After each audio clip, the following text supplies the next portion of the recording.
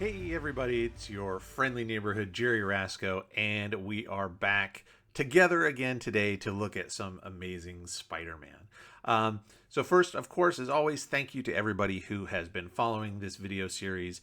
Thank you for subscribing to my YouTube channel and checking these out. I really appreciate it. It's been a lot of fun for me to work on this video series, and I'm glad to know that people are enjoying it as well. So if you're new to the channel, if this is the first time you're here, let me just preface by telling you what we're doing today. We are looking at an issue of The Amazing Spider-Man. This one is number 21. But if you go back to the playlist here on the channel, you will see that we go all the way back to Amazing Fantasy 15, where we look at the very first appearance of Spider-Man. And my approach is to look at it from an artistic standpoint. As an artist myself, I like to look at these old comics. Of course, we talk about the story and what's going on, but mostly we're talking about the storytelling and how the artist Steve Ditko, who was both the penciler and inker on Amazing Spider-Man, how he told the story visually and how that has evolved over the course of the series. So from Amazing Fantasy 15 to now Amazing Spider-Man 21, and that also includes an annual issue in there. So we've had 23 issues of the Amazing Spider-Man to look at, and Steve Ditko's art, while consistent, you can tell that it's him. It is definitely evolving over time, and that's a lot of fun to look at. So today, as I mentioned, we're looking at issue number 21, and let's go ahead and get right to it. All right, so here we have the Amazing Spider-Man number 21. And we have, again, another guest appearance by the Human Torch. So interesting, I guess, from my good friend, Nick Caputo, who has been a regular contributor here on the channel. And then also we've gotten some comments from Steve Ditko's nephew as well, which has been amazing to get the insights into what the artist was really thinking. These guys are true historians, and I really appreciate their assistance with this and all their feedback. But my understanding is that Steve Ditko did not like the guest appearances. That it wasn't him that wanted the Human Torch to keep showing up in The Amazing Spider-Man. It was Stan Lee's idea. Now, whether that's because he felt the Human Torch was more popular, maybe it was going to boost Spider-Man, maybe he was trying to show the Human Torch as more of an individual character away from the Fantastic Four more, maybe to spin off into his own book. I don't know for sure, but we've seen a lot of interaction with the Human Torch. I suppose as well at this time, when you look at your Marvel characters, you have people like Thor and Doctor Strange and Ant-Man and the Wasp. You have the rest of the Fantastic Four, Mr. Fantastic, the Thing, Invisible Girl, Invisible Woman. The X-Men are kind of off on their own. But other than that, really, like in the main Marvel universe, Peter and Johnny Storm are kind of the only real teenagers that we see. And so maybe that's the attraction, right? Let's put the teenagers together and see if other teenagers who are reading the comics might like that more. Just some speculation on my part, but we've seen a lot of the Human Torch, which is fine. Interesting in this case as well, this is a great swinging pose. I really like the upside down pose of Spidey, right? It makes sense that normally you would be swinging, gravity would pull you down, but Spider-Man is different. And, so he's at the apex of a swing, coming in and getting in between the Human Torch and the Beetle. And immediately it brought to mind issue number 17 of The Amazing Spider-Man that we've looked at before here on the channel, and how the Human Torch is getting right in the middle of Spidey and the Green Goblin battle. Right? So it's not his villain, it's not his book, it's not his scenario, it's not his fight, but Johnny gets in the middle. And here we have sort of a similar situation. The Beetle, we'll see this in the book as we go. The Beetle's first appearance is fighting Johnny Storm, the Human Torch, and so Spidey is kind of in the middle of this situation. So I thought that was a nice callback to issue number 17. We'll get into here in the splash page. Again, I will, if you're a fan or a follower of the channel and you've been watching these videos, again, thank you so much. I know I repeat myself a lot, but that's because I'm hoping that we continue to have growth. We've seen a lot of new subscribers, and so I want to make sure everybody is up to date on what's going on here. So this comic is a PDF copy. So this is a digital copy, but it was made by scanning the original comic. You can see the fold in the paper where the staples are, etc. These are real photocopies, essentially, or scans of the real comic. So this is not a digital reproduction. It doesn't have new digital coloring or anything like that. This is as close to the original as we could get. So that's why when you look at it, if the colors seem a little odd, the paper's yellow, you see some nicks and tears and stuff like that, that is why, because that's what we're looking at. So here we have a splash page at the beginning of the book, and it's a great splash page. I have kind of lamented the fact, like, why are we wasting a page on a splash of what's already going to happen in the story? It's sort of already inferred. We know that the Beetle is here. There's a big fight somewhere at some point in the story. Why we need to see Spidey punching the Beetle, I don't know. We could just jump into the story, but that's okay. This is a good splash page. I like it a lot. And I did have one thing that I thought was a little strange. And that is, so this is a great pose. Spidey, again, fighting in a way that only he can, right? So he's leaping horizontally, low to the ground to kind of get underneath the Beetle's reach and punch him. But if you follow my channel, you'll know I recently did a video on a book called How to Draw Comics the Marvel Way, which was done by Stan Lee and John Buscema. And one of the things they talk about is the motion and the energy is at the extreme ends of what you're doing. So if you're punching somebody, the wind up is extreme, the follow through is extreme, everything in the middle is sort of much more static. The reason I bring that up is Spider-Man's momentum is going the wrong way, in my opinion. So what I mean is he's leaping through, but the punch is going with that direction away from the Beetle. So he's not really punching into him the way you would, right? The way you would punch at somebody. It's like he's punching away and it's glancing. So it lacks power. Again, great pose, great body anatomy in terms of the musculature, the way that the arm and shoulders put out, and you've got your foreshortening of the Beetle's arm coming at you. The background elements, you can tell they're fighting in a house. Super good. But I wonder if having Spidey diving the other way might, I don't know.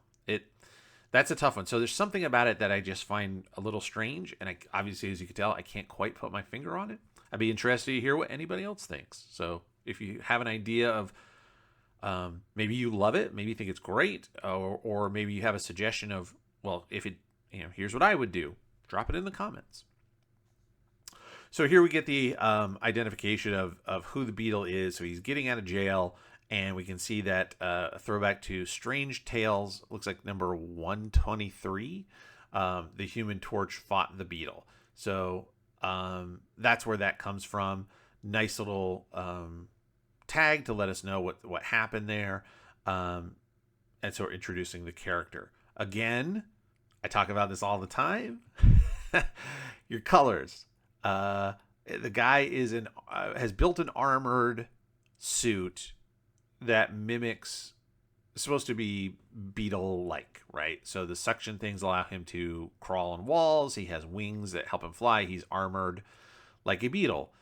Beetles come in all kinds of colors. But he, again, has picked green and purple. Why? Well, as you can see here, it pops off great against the red and blue Spider-Man, or certainly against the red and yellow Human Torch. So it's always the psychology of the colors. Again, your heroes tend to be in your primary colors: reds, blues, yellows, or some sort of combination of those. And there's a million examples. We'll go all the way to the number one, superhero of them all probably is Superman.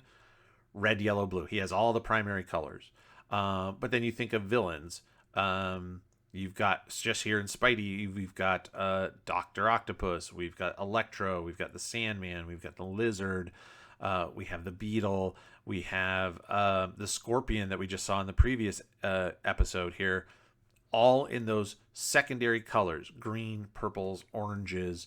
That helps us from just a visual standpoint and just the psychology of colors. It helps us as readers to understand that these guys are bad guys. Heroes wear primary colors, villains wear secondary colors. And they're, as you can see now, and we get into modern comics, that's not always the case for sure. We've seen plenty of green heroes, Green Arrow, Green Lantern, characters like that. Plenty of characters who wear purple or, whatever. We'll see that. But in these early days, obviously the writing and the books were made certainly much more for children, I would argue. From the storytelling structure to a lot of the language that they use, it's obvious that, these were made for kids. And so, again, maybe a kid isn't going to be able to read at a level where they might understand just language-wise who the good guy is and bad guy is if they don't look opposite, in opposite tones, colors, design, etc. So, again, visual way and something to make sure that the kids get it. Great poses of Spidey here. Nice leaping pose. I really like this crouching pose. These two crouching poses are terrific. Again, something that we see that we're looking at the development. This is something we see throughout Spider-Man comics forever. Same here on the one on the wall up above. But we're seeing it come to life for the first time in these Steve Ditko books. He's the first person to do it. And then later, other artists continued on his, what he built here of Spidey is almost always crouched or bent or twisted. Great one here where we know we've got this letterbox up at the top and his arm breaks the letterbox. Also really nice way to just emphasize that arm being twisted behind. Great poses there. Looks terrific.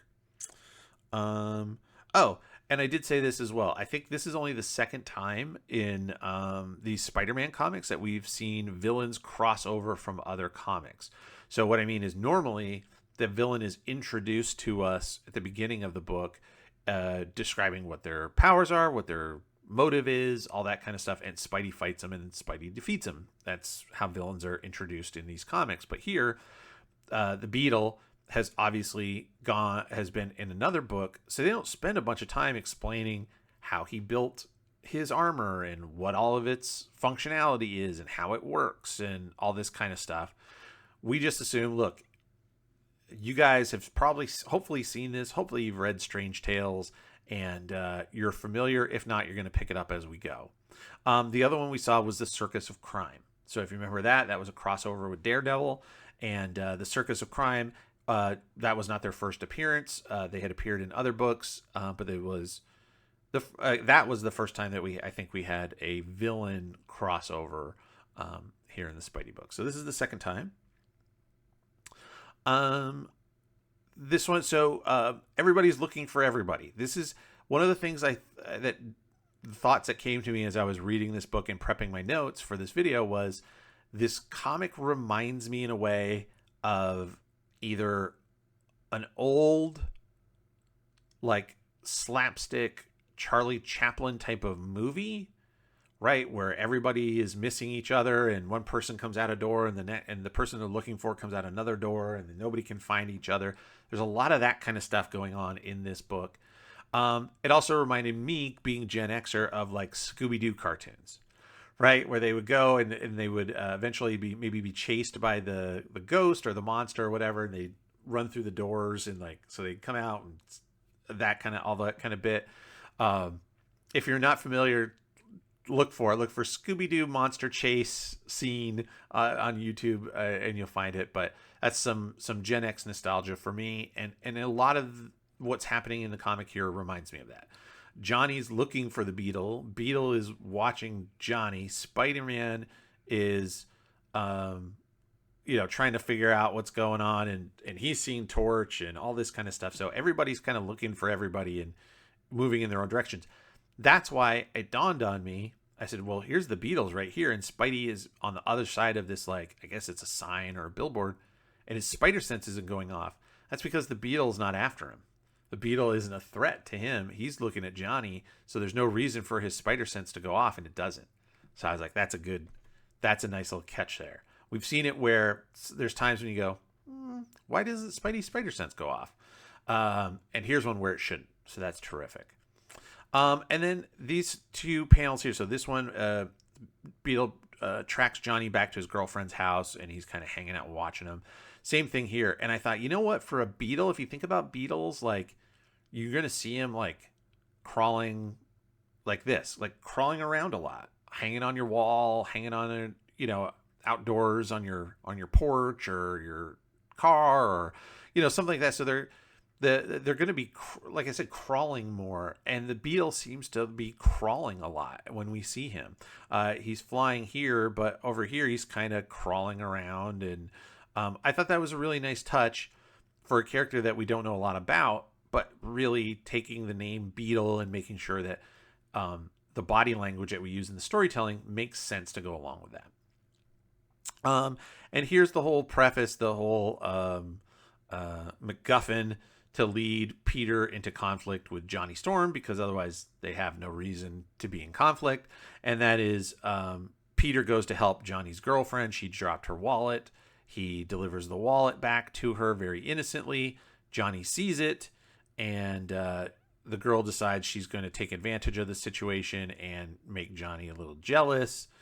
So now we have a confrontation, of course, between Peter and Johnny, but Johnny Storm doesn't know Peter Parker's Spider-Man. This leads to even more conflict with Peter and Betty, because even though Betty has been seeing Ned Leeds here and there, and doesn't want to commit to Peter, she gets upset every time a girl remotely looks at Peter. So, I don't know, go figure.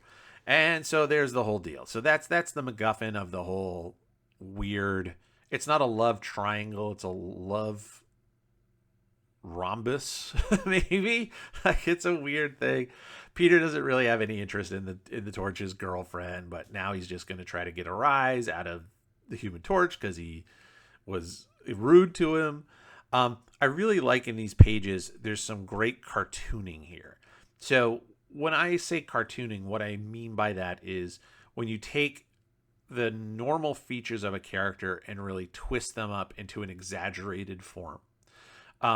You could have somebody be mad, you can have somebody yell, cry, whatever, and look very natural. But if you look at Peter's face here in this panel, we all understand the expression, but the way the mouth moves, again, is very cartoony. It's a way that a mouth would move in animation, maybe, but certainly not in real life. But it helps emphasize the extreme emotion that he's really angry because the Torch has now made Betty upset. And so Peter's face is going to reflect that.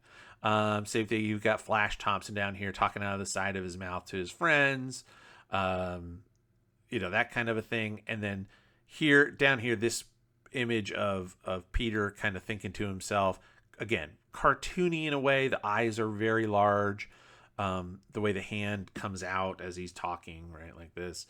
Again, great cartooning, and again, helps to emphasize the emotions of what the character is going through. So I thought those were terrific examples. And again, we have more Beetle crawling around like a beetle, like I said, which is fantastic. I like that. And then now Spidey shows up with no intention of dealing with the Beetle. He's just going to see if he can make Johnny mad now. And this is the one where I go, well, why doesn't Spidey's spider sense go off? So here, Spidey shows up and the Beetle realizes, well, if I want to get Johnny Storm, I gotta get Spider-Man out of the way first. But why doesn't Spidey's spider sense go off as the Beetle attacks him? Now he is in danger. It should have gone off. So it's one of those things where I guess if his spider sense had gone off, nobody would ever get the jump on him. And I mean, just in terms of the story, he's got to get in a fight, and if he ducks every attack at him, then it becomes very boring. But so I understand from a storytelling perspective what you're trying to accomplish, but it does bother me as a reader who loves the canon of Spider-Man's powers. Why doesn't it work that way? So anyway, we have some very nice choreography here in these 2 pages. I've talked about it a lot, where Steve Ditko is very, very good at keeping the body choreography in play at correct, meaning like if in one panel Spidey like here lands against the tree and sticks to the tree, and that's with his right leg. Now when he pivots and pushes off and jumps back at the Beetle, you notice his right leg is the one that's extended further, because that's the one that pushed off the tree. Right? Stuff like this. He punches the Beetle. Beetle is very armored, so it doesn't hurt him too much. And then the Beetle swings around and hits him with his wing. Again, so the Beetle's right arm is up. He swings through with that right arm down and through, and swings the wing around. If he had hit Spidey with the other wing, it wouldn't have made sense. Likewise, Spidey's giving him a left cross as he gets hit. His left shoulder is still in the lead as he's pushed away from the Beetle. So that makes perfect sense in terms of where the body is in this panel in relation to where the body is in this panel. And that's something that, again, I applaud Steve Ditko. It gives us a great sense of pacing, that we feel like this is happening, like they are almost images from a film strip, that we've pulled out shots from a strip of film, and if you had all the in-between shots, you could animate it. Again, I think you'll find in a lot of modern comics, people don't worry about that. There's much more of a cut or a gap from panel to panel. Whereas here, what Steve Ditko has done very, very well throughout the entire series is creating that sense of time, that the time between panels is very, very fast. Let's see here. What do we got? Choreography. Yep. Nice framing piece here. I like this. We've seen it a few times where there's something going on in the foreground, and then the person in the background is the one who is seeing stuff and then responding to it, whether they're talking, thinking, whatever. So you don't have to draw more fighting. You draw Spidey's head, and what's going on behind him is the girl's like, oh no, these two are fighting. I gotta call my boyfriend Johnny Storm. So I like that framing technique, right? And then I said here, this again is a pull that maybe younger people might not understand, but to me, this face of Johnny Storm reminded me of the old actor Mickey Rooney. I don't know if that was the goal. I don't know if it's just because the way the smile is or the hairstyle. I don't know. But for whatever reason, this Johnny reminded me of Mickey Rooney, who was a very famous child actor in the early days of Hollywood. And maybe that was some of the inspiration for the way Steve drew Johnny Storm. Maybe he's supposed to be a young Mickey Rooney. I don't know, but that's just what it reminded me of. And then here, I like this, again, continuity. So Spidey is leaping at the Beetle, and it's hard to tell right off the bat, but you can see the small details that there's a window here, and there's this line of the siding of the house and the bushes and stuff. So we know that the house is behind him. And as Spidey then hits him, they crash through this window into the house. So I like that continuity of mid-flight, he's going to hit him, and then the next scene you see is them coming through the window. Terrific, again, continuity of action is really, really good. Let's see here. Here we have the splash page. So here's another angle of that splash page. So obviously this here was interesting enough of an image to say that's what we're going to do on the splash page. To me, there's certainly plenty of them. Crashing through the window could have been a great splash page. We'll see more coming up that could be terrific splash pages, but this is the one. Here's the angle. Spidey's been knocked down, but he's not out. So to me, this almost works better in terms of the energy of the punch and the action, because it doesn't have the impression that Spidey is diving away from the Beetle while also punching him. Looks like maybe he was on the ground and sort of rolled up as the Beatles, came to stand over him or something maybe. So to me, this feels like a much more powerful punch than the splash page does. Again, just my opinion. All right, so Johnny finally gets together, and the house is smashed, and he's seeing webbing, so he assumes it's Spider-Man, of course, and he goes after Spider-Man.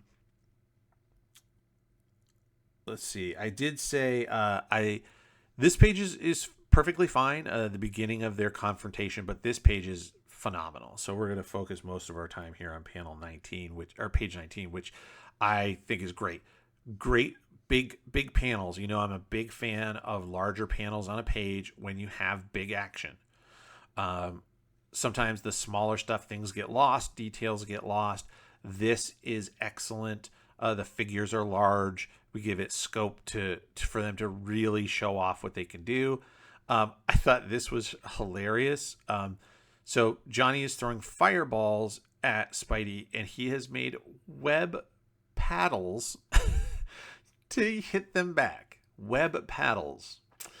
That is a creative solution for sure. And again, remember the way that these comic books are made. The art is created before the dialogue is put in. So this was Steve Ditko's invention to say, well, if Johnny Storm is going to throw fireballs at Spidey, how would he fight it off? And apparently the answer is to make web paddles. So I thought that was hilarious. And then again, great twisting of the bodies. As Johnny is flying, Spidey is sticking to walls and moving around. This is awesome here. You have the juxtaposition of opposite arms forward and back. So this arm back, this leg forward, this leg back, this arm forward. Terrific juxtaposition of your figure to give it twist and motion. Spidey flipping away is excellent. And you have so much stuff. So you've got the fire rings. You have fireballs coming at him. He's ducking through everything, shooting the webs back. Just excellent stuff. And then as well, a little bit darker shading on the back of Spidey because he's leaping away from all this fire, which is the light source. So that is excellent as well. Really, really great panel. Love this panel. This is a terrific splash page, by the way, if you were to use something like that. But I get it. It doesn't have the Beetle in it. Again, this is more story of Betty trying to convince herself that Peter wouldn't possibly be involved with another girl, and then finding he's not home and being upset and I get it's one of the things that makes Spider-Man interesting in terms of other heroes, right? Not all, or certainly at this time, it's one of the things that made Marvel comics different. They had human interactions. They had to deal with illnesses or injuries or work or bills where, Superman didn't have to do that. Batman, of course, never has to do that. At least certainly at this time. They could just go fight crime and then go home and everything was great. Peter had a more, I'll say, real life, even though his real life drama is more drama than any real person would put up with. Let's put it that way. So they finally kind of figure out what's going on here. The heroes get on the same page. Oh, it's the Beetle. He was there all along. Yeah, no kidding. Again, another great framing piece here of Spidey in the foreground. Torch has been chasing him, so Spidey's here in the foreground where Torch has a little interaction with his girlfriend here. Nice framing piece, right? A way to fill up the page without just having these two characters talking. Beetle, now they're going to fight. And again, this is where it gets into like I guess like Three Stooges, Abbott and Costello, you name it, Charlie Chaplin, type of scenario here where everybody's getting in each other's way. So the Beetle's trying to flee from into this old building, this condemned building. He's trying to get away from Johnny, and he runs into Spidey. He throws a wall at Spidey as Human Torch flies in the room, and he gets in the way. So everybody's getting in the way of everybody else. And it just keeps happening over and over. Here it happens again. Spidey jumps through the floor, falls through the floor as the two are attacking each other, and Spidey is in the way again. To the point where this is great sequence. They're all going in a separate direction. So the Beetle's going one way, Johnny's going another, Spidey's going another, but they're all in relatively similar poses, right? They've got one arm forward, one arm back, the one leg back, one arm forward, one leg drawn forward, kind of cocked forward. Same here. One arm forward, this one a little back, one arm extended, one arm forward. Same with the Beetle. So it's nice that they're all kind of doing the same thing, just in different directions, until boom, they collide right in the middle. Again, making for the comedy, the sort of Scooby-Doo antics. And despite themselves now, Johnny and Spidey work together enough to round up the Beetle. And of course, through it all, Johnny's girlfriend, even though Spidey had nothing to do with it, she doesn't trust him because he's Spider-Man and the public doesn't trust him. And this is one of the things we see here in this little montage. There's this discrepancy between Spidey and the Human Torch. Human Torch is loved by the public as part of the Fantastic Four. Spidey is hated and feared by the citizens of New York, by J. Jonah Jameson, etc. So, he's always wrestling with this thing of, who am I, and will everybody ever like me? If I could just not deal with this secret identity thing, then, that would clear up stuff with Betty, and maybe J. Jonah Jameson wouldn't hate Spider-Man if he knew I was Peter Parker, or, whatever the case may be, or maybe Johnny, but he can't. He can't let people know who he is because he just doesn't dare. And that's the trope of, in the end, Spidey stands alone. And then actually we go a few pages here. So you think it's all done. We've got letters pages. That's great. We've got some ads. You've got some cool stuff here. X-Men, Fantastic Four, Sergeant Fury, Journey into Mystery with Thor and the Hulk. Great stuff. Great books there. And then boom, we get to another pinup. And we've seen this in a few issues so far, where we get to that end and either we've saved a page for the pinup, or the story, it turns out the story's short a page and needs a pinup. It sounds like it might be the fact that Steve actually saved a page, because from what I understand, it sounds like he liked it doing the pinups.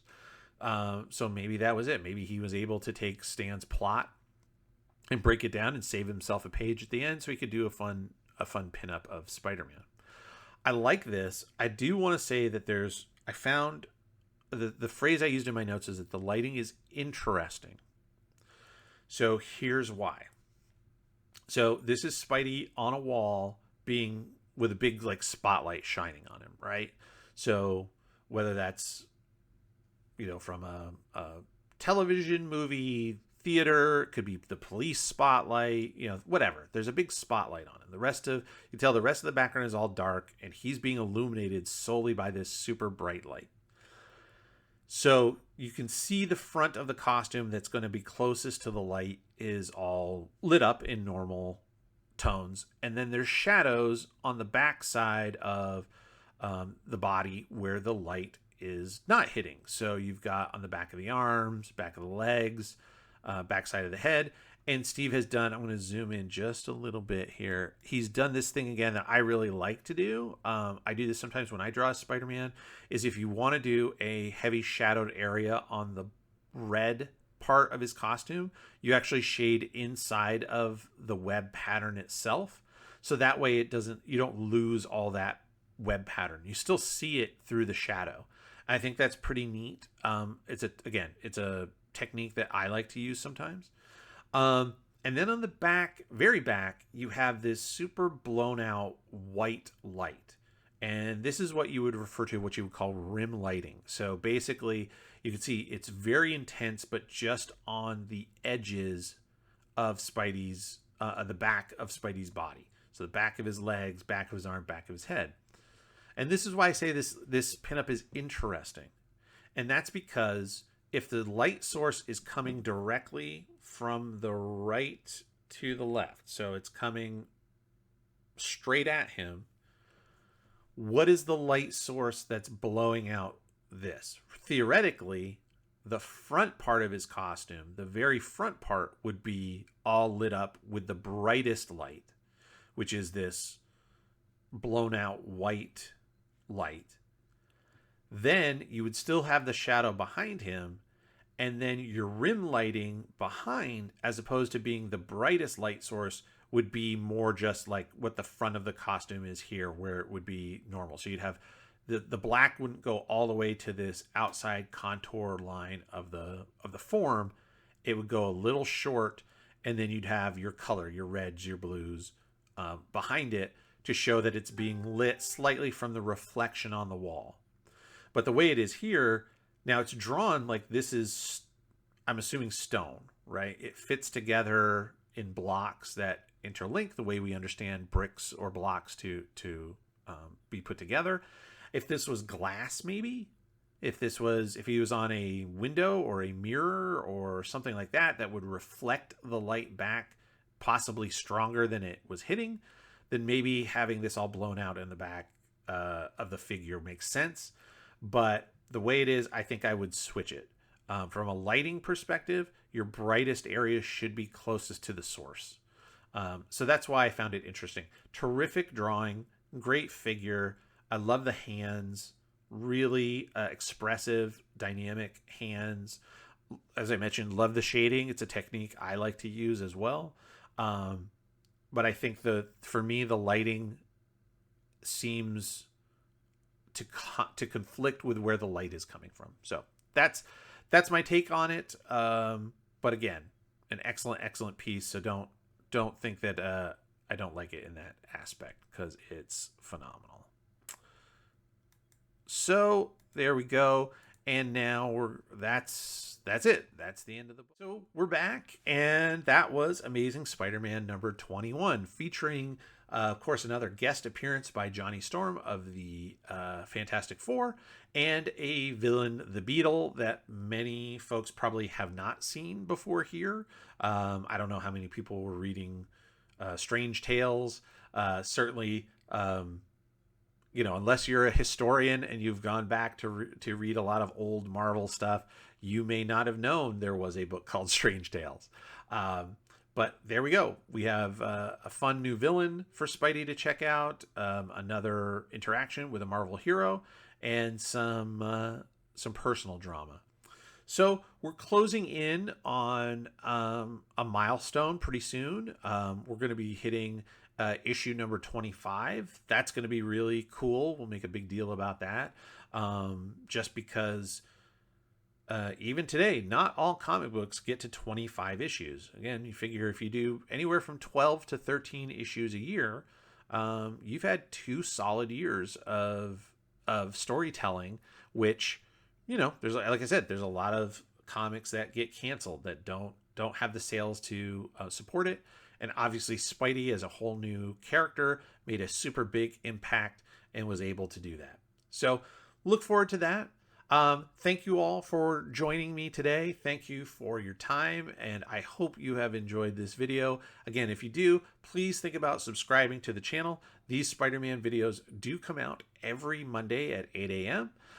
There are also other videos that I do. Recently, I've done a do's and don'ts on comic book costume designs.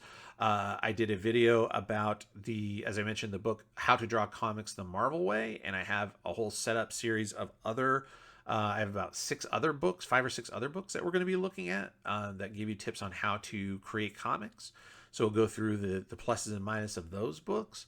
And then I hope in a couple of weeks here to have another live series that we'll be doing covering pop culture, where we'll be talking about all kinds of stuff. So there's a lot coming out on the channel. Don't miss it. Make sure you subscribe and hit that notification button. In the meantime, we'll see you again next week. Thanks, everybody.